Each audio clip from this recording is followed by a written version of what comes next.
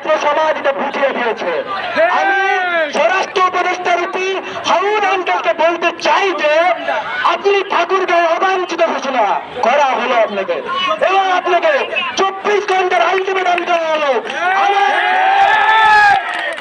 আমার ভাই আলিফ ভাই 17 বছর, তার হত্যার বিচার এখনো সুনিশ্চিত করা হয়নি কেন?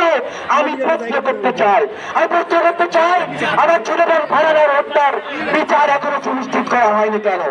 আমি প্রশ্ন করতে চাই, এখনো দেশের বিভিন্ন জায়গায় মাজার মন্দির ভাঙা হচ্ছে কেন?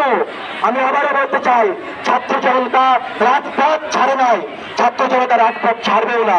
দেশের যত আন্দোলন হয়েছে, দেশে যত অভ্যুত্থান হয়েছে, ছাত্র সমাজের হাত দিয়ে হয়েছে। তাই ছাত্র সমাজ জানে কলম ছেড়ে তাদের অস্ত্র ধরতে হয়। ঠাকুরগাঁয়ে গত কয়েকদিন ধরে আমি দেখছি একটা অবাঞ্ছিত সন্ত্রাসমূলক চাঁদাবাজির পরিবেশ সৃষ্টি হয়েছে। আমি দেখছি কিছু কিছু লোক আওয়ামী সন্ত্রাসদের পুনর্দর্শন করছে।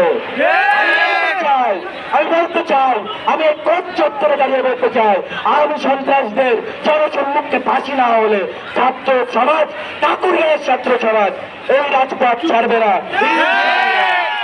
তাই সাথে একটা স্লোগান দিয়ে শেষ করবো, ক্ষমতা না জনতা,